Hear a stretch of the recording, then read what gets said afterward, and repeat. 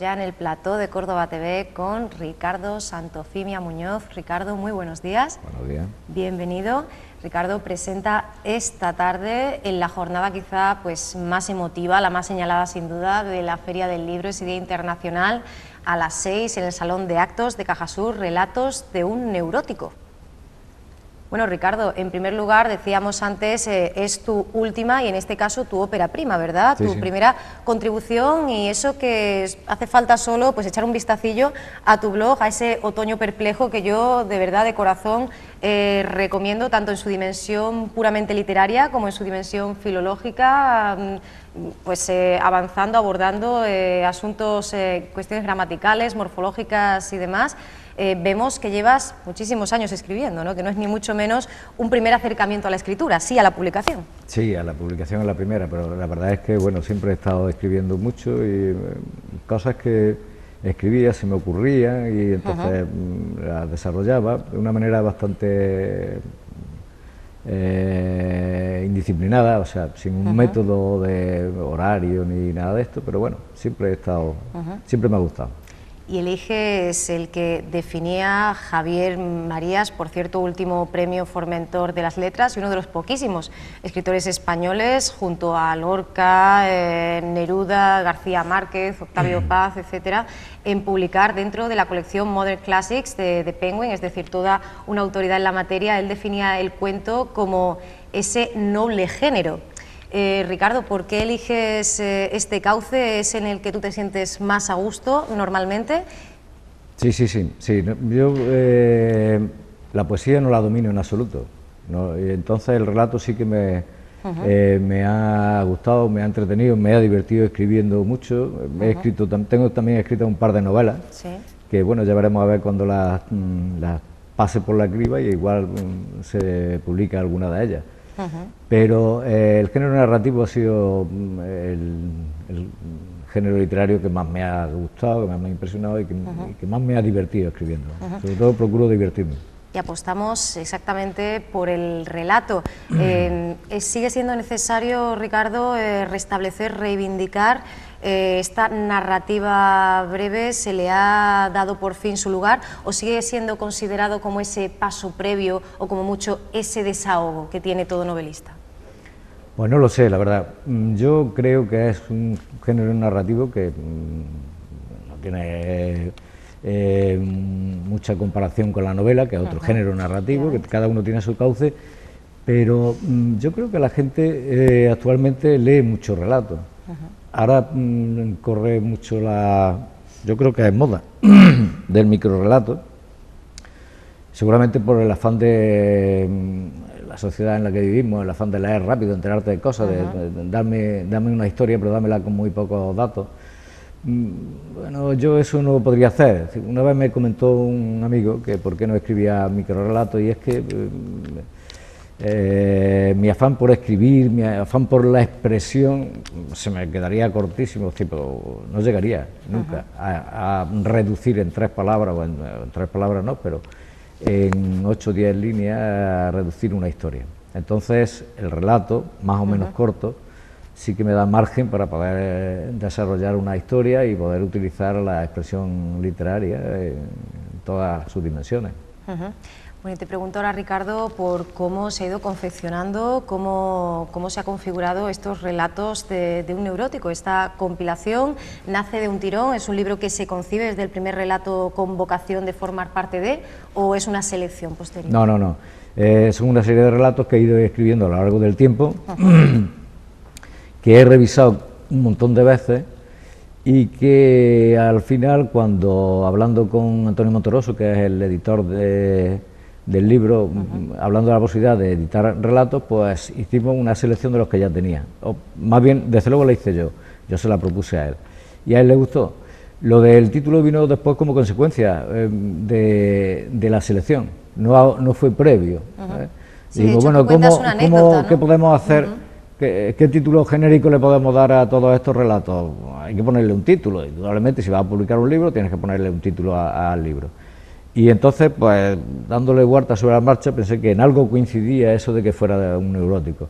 En realidad todos están escritos en primera persona y por lo tanto, pues, puede ser un personaje o puede ser todo, un personaje único, o pueden ser varios personajes con características similares, etcétera. Incluso cuando están escritos en primera persona, y de hecho cuando se utiliza la tercera es un intento de objetivación por parte del propio yo, ¿no? O sea que es muy, muy curioso. Ahora hablaremos también de esa focalización, de esa óptica del narrador, del personaje. ¿Es entonces real esa anécdota que tú explicas en el blog, en la cual tú respondes a esa búsqueda de un título, pero es necesario también? ¿Todos los relatos tienen un título y también tiene que haber un título de títulos? Esa anécdota del título es otro relato más. Se titula así el título, que es buscarle un título a esta selección de relatos, pero es otro relato. Indudablemente no me di toda esa paliza que digo que me di para encontrar el título. Muy bien. Hablábamos antes de Javier Marías y él en esa antología que acaba de presentar divide sus relatos entre los aceptados y los aceptables.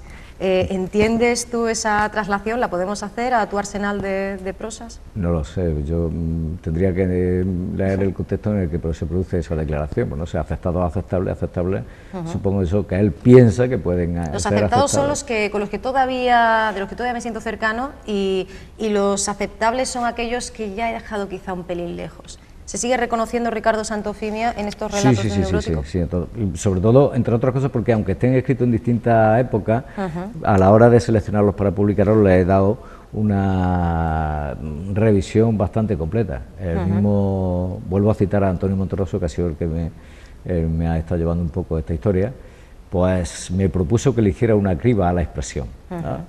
Y algo le he hecho, pero me ha quedado mucho porque cuesta bastante trabajo limitar lo que quiero decir en palabras, en otras palabras más, digamos, más normales o más asequibles. No sé. Hay tal revisión o tal criba en esos relatos que no se puede decir que unos estén más lejanos que otros a mí. Ahora los tengo muy cercanos. Desde luego un nivel de depuración máximo, porque nos dices que son relatos que has ido escribiendo a lo largo del tiempo y sin embargo la cohesión es increíble. Sí. Tanto desde el punto de vista temático, desde el punto de vista de los recursos, pareciera que están escritos realmente con esa perspectiva, ¿no? Tiene de componer un libro. Un determinado estilo. He procurado crearme un estilo propio, que puede ser aceptado más o menos, pero que al fin y al cabo es mío. Y eso es importante para todo escritor, creo yo, que tenga un estilo que lo defina. Ricardo, habiendo probado la experiencia de la novela y también del relato breve, habitualmente, no solo los escritores, sino también los críticos, los filólogos, apuntan a los altibajos necesarios, ¿no? Los clímax, anticlímax de la novela que no están necesariamente en el cuento, en el relato, que está más cercano al poema, está en un punto quizá equidistante, porque suele ser como un parto intenso, ¿no? Un alarde de síntesis. Sin embargo, sí hay otro tipo de altibajo en la composición del relato. No sé si está dentro o está entre relato y relato. No sé esto cómo lo ves tú. No, siempre yo creo que hay que procurarlo, encontrarlo en cada relato. Otra cosa es que lo consiga, pero indudablemente en cada relato debe haber esa expresión valle y expresión máxima. Y eso, decía otro grandísimo hacedor de relatos, de cuentos, Juan Carlos Onetti, que él escribía para sí, para su placer, para su vicio, para su propia condenación. ¿Qué respondería Ricardo Santofimia a esa razón por la cual se escribe? A ver, cuando uno escribe, yo por lo menos es la opinión mía, cuando uno escribe, lógicamente escribe para que se publique lo que él ha escrito, eso está claro.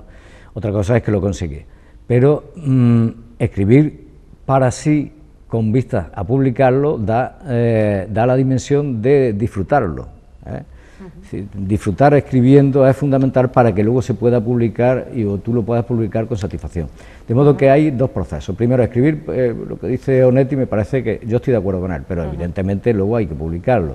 Claro. Y el objetivo de todo escritor es publicar lo que escribe, creo yo. Elige el ropaje de la prosa y ya desde esa biobibliografía tan personal apunta que el verso es cosa de exhibicionistas. Sin embargo, hay mucha lírica, entendemos también que puede haber cierta ironía ahí o cierta distancia, pero hay mucha lírica en su discurso. Es una prosa que, aunque esté evidentemente pertrechada de todos los elementos que debe tener la estrofa para que, o sea, la estrofa quiero decir, ese planteamiento sintáctico irregular, ese discurso enunciativo prosístico. Sin embargo, hay muchos recursos, por ejemplo, el ritmo, ¿no? La reiteración, muchos juegos de palabras que lo acercan también, ¿no?, a las lides de la lírica. Bueno, una cosa es la lírica y otra cosa es la poesía. Efectivamente, supongo, ¿no? Sin dejar de ser párrafo, claro. Pero sí que es verdad que hay esa otra dimensión estética, estilística y esa búsqueda de unas imágenes muy poderosas. Yo, hombre, lo que digo en el blog es, al fin y al cabo no deja de ser un poco una provocación, claro. Eso está claro.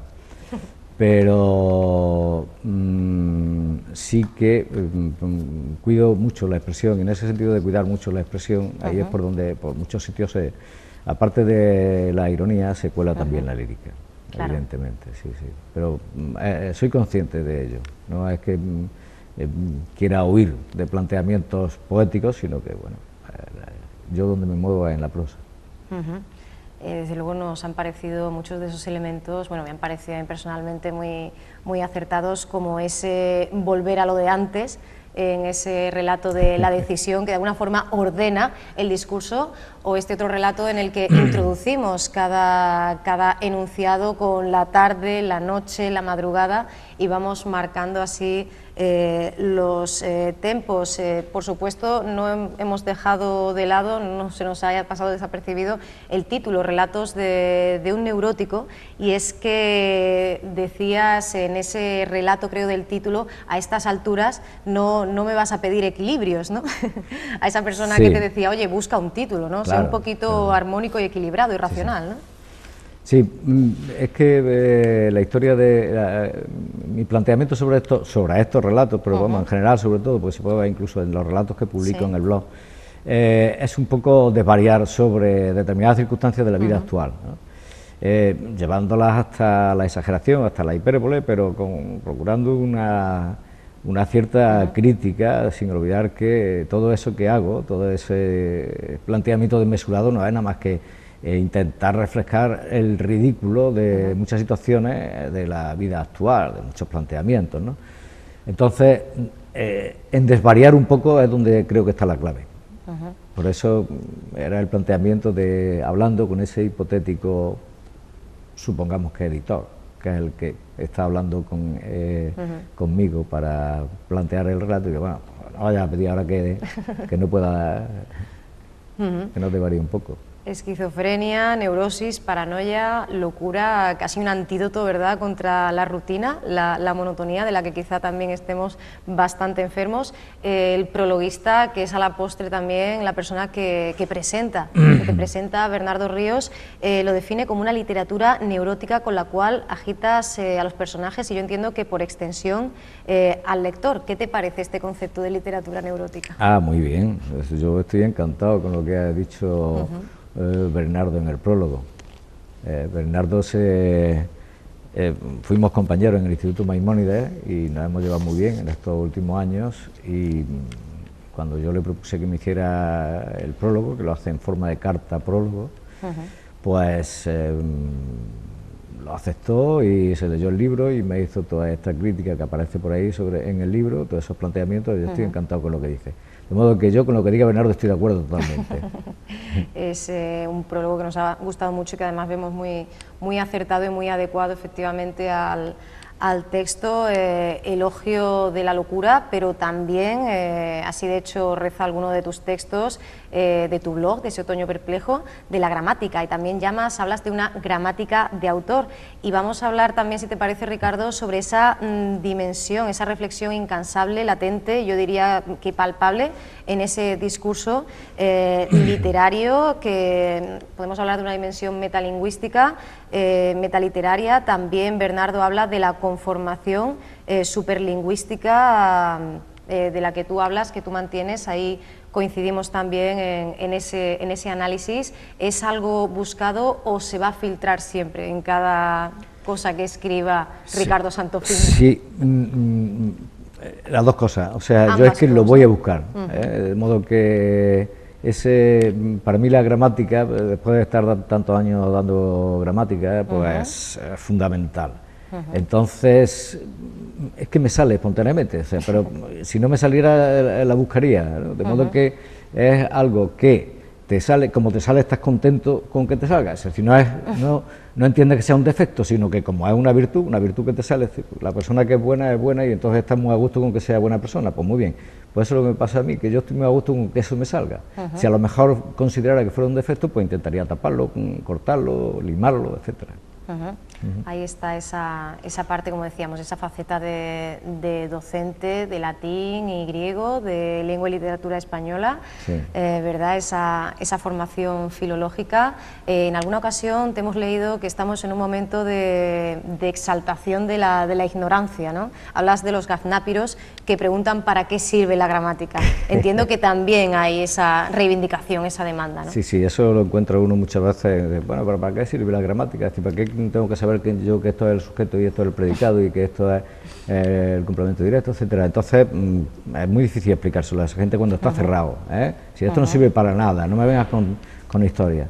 Eso es muy difícil de explicar, entonces muchas veces te da ganas de decir, bueno, pues vale, pues quédate con tu ignorancia y tú te limitas a tus 4 palabras, a tus 4 formas de expresarte y ya está. Pero es muy difícil romper ese planteamiento. Entonces, yo lo que hago en el blog con estas secciones de gramática que doy, que es una forma de hacer una gramática, pero un poco directa a un supuesto alumno, que habrá visto que es siempre un dilecto discípulo. Sí. El dilecto discípulo estará muy contento con que yo le llame así. Tuve el último año un alumno, no voy a decir su nombre, que me captaba perfectamente las explicaciones y entonces yo llegué a decirle que era mi dilecto discípulo. Pues eso me ha inspirado, esa forma de explicar la gramática en el blog, para hacerle ver que efectivamente todo lo que estamos haciendo en gramática, o todo lo que hacíamos en gramática, tiene una repercusión sobre todo en la comunicación, en la forma de expresarte y en la forma de hablar con los demás y en la forma de interpretar a los demás también, y tanto en la expresión oral como en la expresión escrita, claro. Hablamos, Ricardo, de poner en valor la gramática. Hace unos días el último Premio Nacional de las Letras, Francisco Rodríguez Adrados, hablaba también de lo arrinconada que está la literatura. ¿Crees que está realmente tan arrinconada o que es un poco el eterno lamento? No lo sé, yo creo que es más el eterno lamento. Yo no veo a la literatura arrinconada. No hay nada más que pasarse un poco por las bibliotecas municipales incluso, ¿no? Hay cantidad de gente que va, sacan un libro, lo leen y tal y que cual. Y no digamos con la eclosión del libro electrónico. El libro electrónico puede tener un problema de tipo, puede crear problemas de tipo económico, pero indudablemente está claro que lo que está es promocionando mucho la lectura y en particular la literatura. De modo que yo no lo veo así. Y además de reivindicar la tarima durante tus horas canónicas, y en todo momento parafraseamos textos tuyos, tan docente además que tus personajes pues se plantean iniciativas de libre configuración, y además también hasta las partidas de ajedrez que tienen son dialécticas, o sea que eso no se pierde en ningún momento. No podemos olvidar ese mentir bien la verdad, que era como definía la literatura con mayúsculas Sonetti, por volver a este gran clásico. Hablamos de ese precisar imprecisiones, concentrar filamentos, del que hablas tú, y te pregunto, ¿cómo se concita este puñado de personajes que en realidad son yoes? Aquí interviene también esa búsqueda quizá, o ese encuentro de la otredad, ¿no? Como decía uno de los protagonistas, el de Lifting. Uno de los relatos, sí, en el Lifting, sí. Eso es simplemente porque la forma de escribir, a mí me gusta en la técnica narrativa, el uso de la primera persona para mí es muy importante, es la mejor forma, la forma que más me gusta de escribir. Entonces por eso pueden aparecer muchísimos yo, desde luego hay una cosa que está clara, y quien me conoce bien sabe que yo no tengo ninguna de esas neurosis que me parecen por ahí, y saben que eso todo es, bueno, todo es ficción, o gran parte de ficción. Lo que pasa es que, claro, la experiencia que tiene uno de la vida siempre de alguna manera aparece por sus escritos, es lo propio de cualquier escritor. Cualquier escritor se rastrea su personalidad en sus escritos y se le encuentra, si no toda, por lo menos una parte.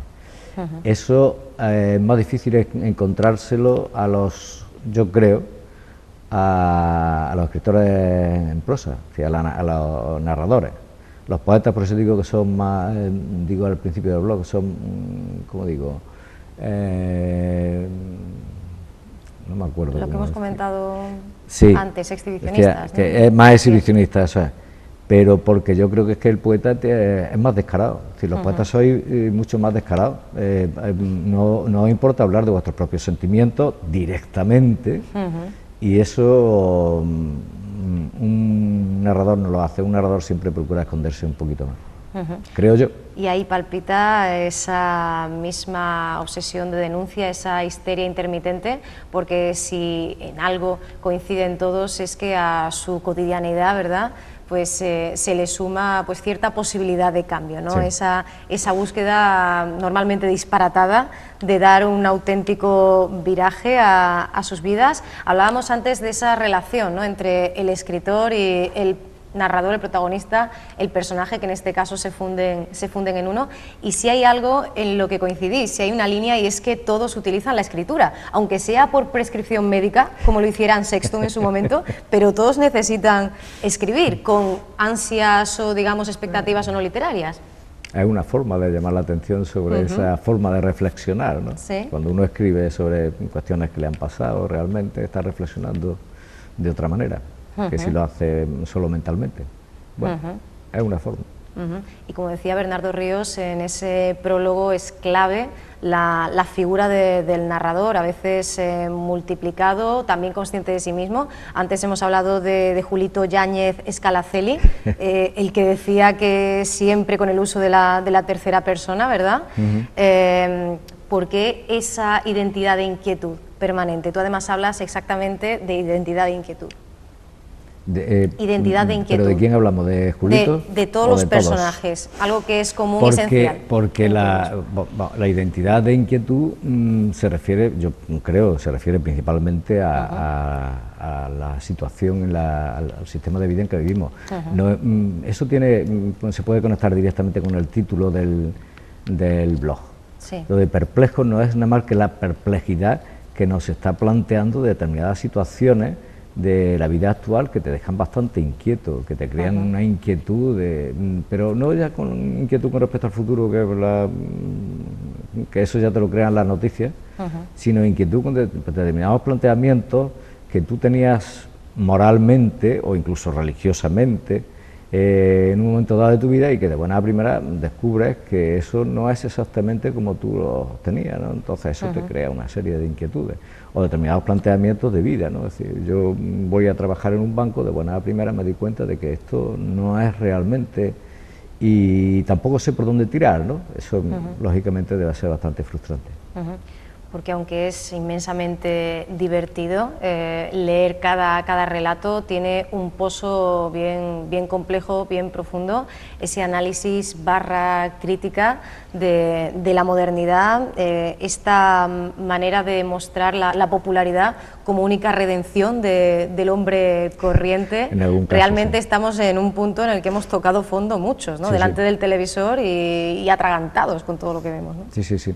Yo, eso es una de las cuestiones que más me llama la atención, porque además eso se oye muchísimo en cualquier conversación. Si no sale en la tele no existe, ¿no? Entonces, ese planteamiento es bastante erróneo con respecto a un sistema de vida que uno pueda tener, ¿no? Sobre todo por el mero hecho de salir a la tele. Si no se trata de por qué sale en la tele, sino salir como sea, por lo que sea, a cualquier precio, por cualquier interés. Porque luego eso, no sé, aunque sea solamente para comentarlo con la vecina, pues muy bien, pero ya salió en la tele y ya lo puedo comentar con la vecina, y la vecina no ha salido. u otra salida, la que elige el personaje del primer relato de Lifting, que decide nada menos, ¿verdad?, que sustituir la encarnadura de los ojos por la de los oídos, diciendo que, bueno, para dormir se puede poner un antifaz, pero cuando no quiera escuchar algo, pues se le cierran los párpados. ¿Molesta más lo que se escucha que lo que se ve en este mundo de hoy día? Bueno, seguramente molesta más, pienso yo, porque ver si siempre tiene la opción de prescindir, pero lo de escuchar ya es más difícil. Cerrar los oídos es más complicado, porque no tener los tapones a mano de manera inmediata, ¿no? Bueno, eso es lo que yo creo. Por eso esa intervención quirúrgica, ¿no?, tan incomprendida. Sí.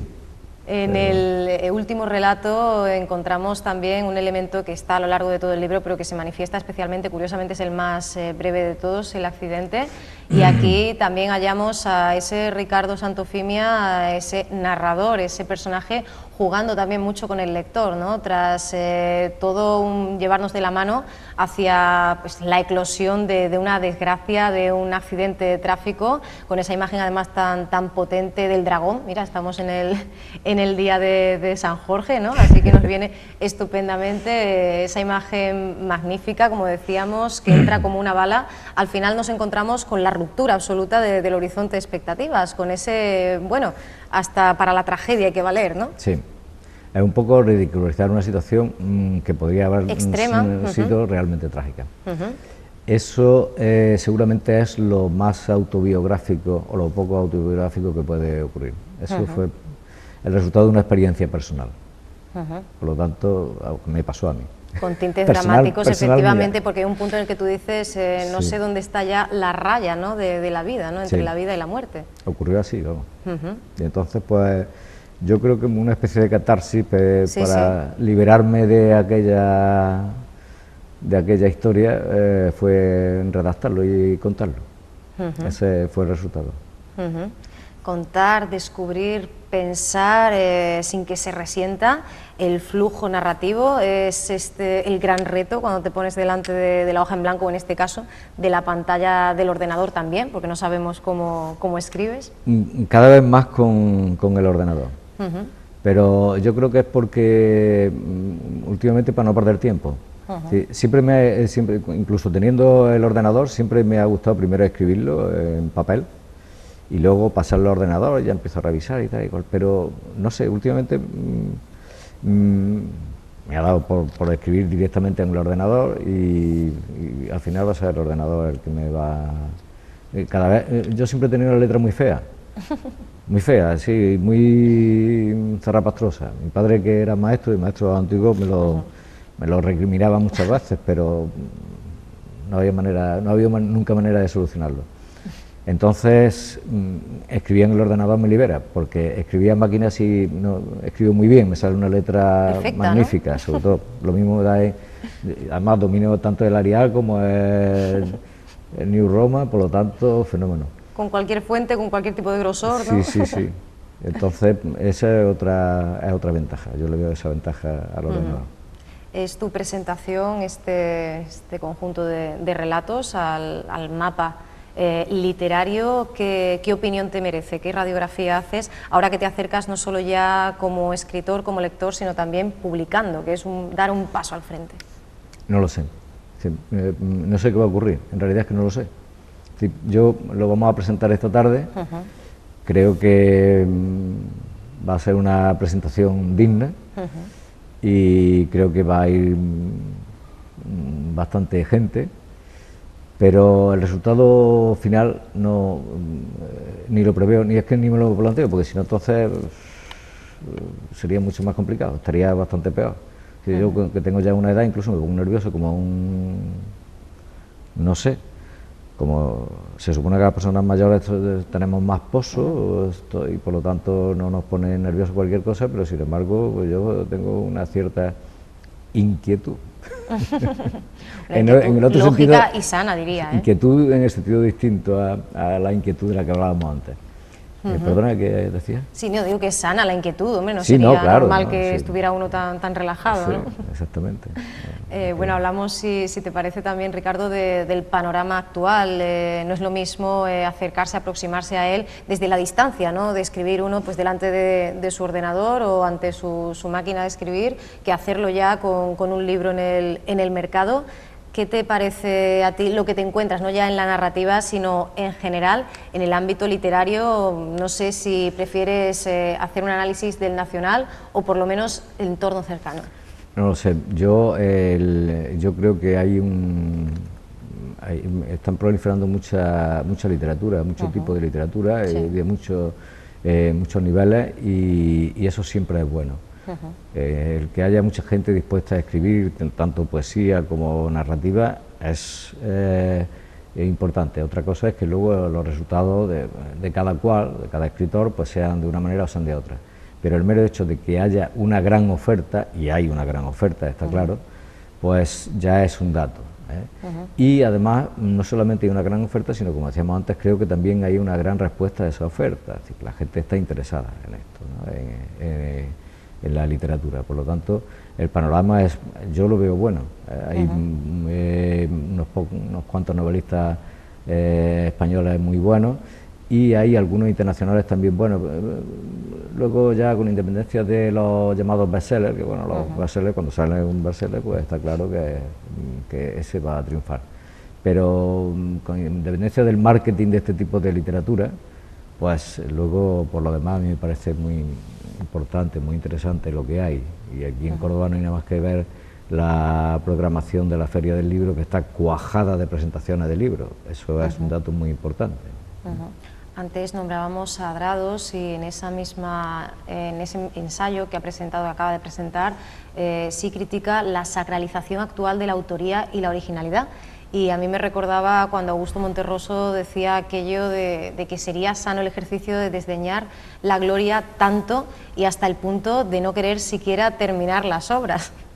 Habría que intentar bajarse un poco de ese pedestal. ¿Hay exceso de vanidad en los escritores actuales? Pues seguramente lo hay en algunos, pero vamos, yo no diría... No es un mal genérico, no diría nombre. A mí el vedetismo, tanto en literatura como en otro tipo de manifestaciones artísticas, pues no me gusta, pero lo hay, y mucho, ¿no? Incluso se habla mucho de esos círculos, de esa especie de gremios que hay de literatura, en música, en pintura, etcétera. Yo creo que los hay. A mí no me preocupa, desde luego. Yo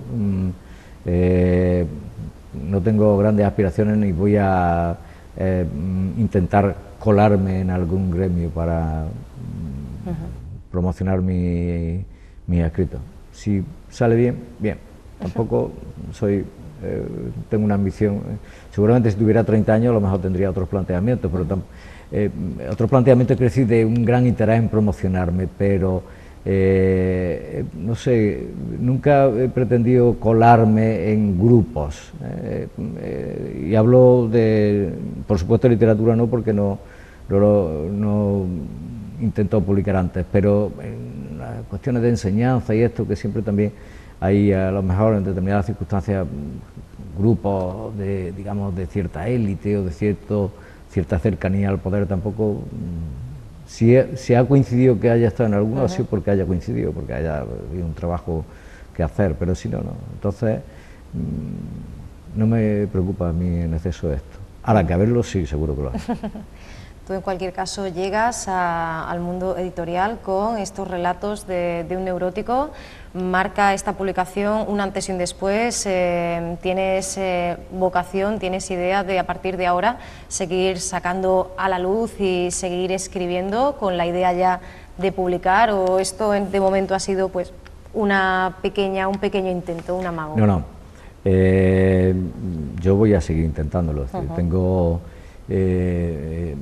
comentaba antes, tengo escritas 2 novelas, sobre todo una, tengo mucho interés en publicarla. Y además lo has dicho como si fuera poca cosa. Bueno, hay un par de novelas ahí. Sí, hombre, porque también están escritas a lo largo del tiempo, y entonces sí. pues... Ya te has acostumbrado, ¿no?, a su existencia. Están ahí, ¿no? necesitarían una revisión importante. Incluso tengo esquematizada otra también, pero sí voy a intentar seguir publicando novelas, y si sobre sobre todo esta novela que digo, y si sobre la marcha van surgiendo relatos, pues si consigo que al cabo del tiempo reunir un buen grupo de relatos, también se publicarán, o intentaré publicarlo. Publicar tampoco es fácil, ¿no?